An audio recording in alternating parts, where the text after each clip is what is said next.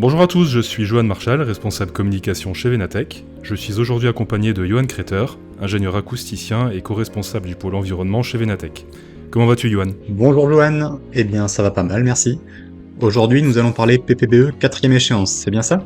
Oui, c'est tout à fait ça, Johan. Nous allons expliquer aujourd'hui quelle est la réglementation relative au plan de prévention du bruit dans l'environnement et quel est le rôle de l'acousticien. Allez, les podcasts de Venatech, épisode 3, c'est parti.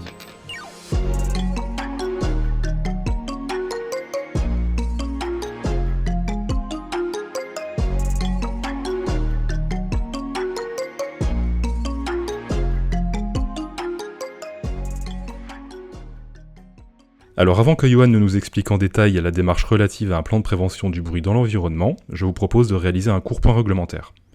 Donc la directive européenne 2002-49-CE du 25 juin 2002 fixe un cadre réglementaire et vise 3 grands objectifs. Donc premier point, assurer une évaluation cohérente de l'exposition au bruit dans l'environnement au sein des États membres grâce à l'élaboration de cartes de bruit stratégiques, donc les CBS, en s'appuyant sur les indicateurs recommandés par la Commission européenne, tels que le LDEN, le niveau jour, soir, nuit, et le LN, le niveau de nuit. Deuxième point, développer et mettre en œuvre des plans de prévention du bruit dans l'environnement, visant à prévenir les effets du bruit, réduire les niveaux d'exposition si nécessaire, et identifier les zones calmes. Cet objectif implique de réaliser le bilan des actions déjà entreprises ou en cours, et planifier celles à venir. Et enfin, troisième point, informer et même impliquer le public par l'organisation de consultations. A noter que c'est aux gestionnaires des infrastructures de trafic, comme l'État, les conseils départementaux ou les communes, d'établir un PPBE, par exemple en faisant appel à un bureau d'études acoustiques comme Venatech.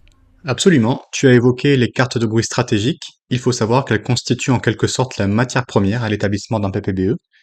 Elles sont élaborées à partir de modélisations acoustiques prenant notamment en compte les informations de trafic communiquées par les gestionnaires d'infrastructures de transport, ainsi que les émissions sonores des installations classées pour la protection de l'environnement de la zone concernée. Il existe plusieurs types de CBS, et en particulier celles de type C, qui permettent d'identifier les secteurs affectés par des niveaux sonores supérieurs à 68 dBA selon l'indicateur LDEN et 62 dBA selon l'indicateur LN, seuil au-delà desquels certains types de bâtiments sont considérés comme des points noirs du bruit ou PNB. Sont concernés les bâtiments d'habitation ainsi que les établissements d'enseignement et de santé. C'est donc vers la résorption de ces points noirs du bruit que des actions correctives doivent être prioritairement menées. Enfin, il est à noter que la réalisation d'une carte de bruit stratégique à l'échelle d'agglomération ou de commune peut être confiée à un bureau d'études comme Venatech. Merci Johan pour ces explications. Nous allons maintenant pouvoir passer au cœur du sujet, les PPBE de 4e échéance.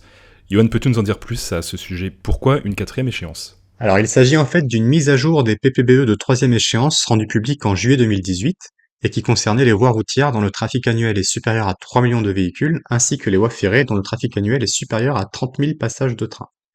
Les CBS et PPBE de 3e échéance ont permis aux gestionnaires des infrastructures de trafic d'identifier un certain nombre de PNB et supposément d'entreprendre des actions correctives pour les limiter. Et donc je suppose qu'à l'issue du PPBE de 3e échéance, de nouvelles cartes de bruit stratégiques ont été réalisées. Tout à fait. Dès 2022, les cartes de bruit stratégiques des territoires concernés ont été mises à jour, et c'est à partir de ces nouvelles données que les PPBE de 4e échéance doivent être réalisés. Pour l'élaboration du PPBE, il est également demandé aux gestionnaires des infrastructures de compiler toutes les actions menées au cours des 10 dernières années et de préciser celles qui sont envisagées dans les 5 années futures. Alors Johan, tu es acousticien, est-ce que tu peux nous dire en quoi va consister ton travail sur ces PPBE de 4e échéance ? Comme pour les PPBE précédents, le rôle de l'acousticien consiste à recenser les types de bâtiments inclus dans les secteurs affectés par des niveaux sonores supérieurs au seuil définissant des points noirs du bruit, et d'en extrapoler le nombre de personnes exposées sur la base des CBS de 4e échéance et de leur résumé non technique. Ce travail est réalisé pour chaque voie intégrée au périmètre du PPBE, ce qui permet l'établissement d'une hiérarchisation de ces voies en fonction des enjeux acoustiques associés. Cela permet notamment d'informer le gestionnaire des infrastructures sur les voies que l'acousticien a classées à enjeux forts, sur la base de critères comme le nombre total de personnes exposées par exemple, et qui nécessiterait la mise en place d'un plan d'action spécifique. Alors précisons que la méthode d'évaluation du nombre de personnes exposées a évolué depuis les émissions des PPBE de 3e échéance.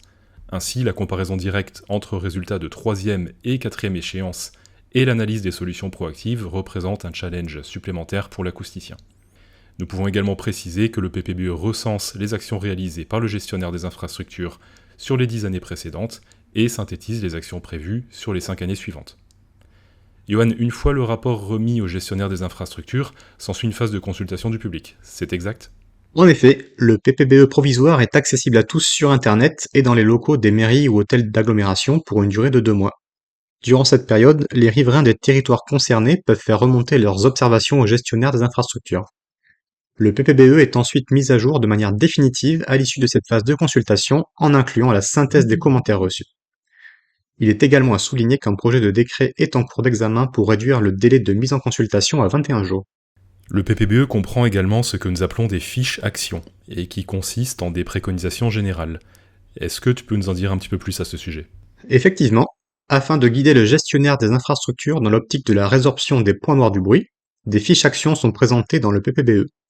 Elles peuvent concerner des actions préventives ou curatives, et pour ces dernières, nous les avons classées en 3 grandes thématiques. Celles relatives au traitement à la source, par exemple la réduction de la vitesse de circulation ou la mise en place d'enrobés phoniques. Celles relatives au traitement sur le chemin de propagation du bruit. On peut citer ici l'installation d'écrans acoustiques ou de merlons. Et celles relatives au traitement sur le récepteur. Il s'agit généralement de travaux d'isolation de façade.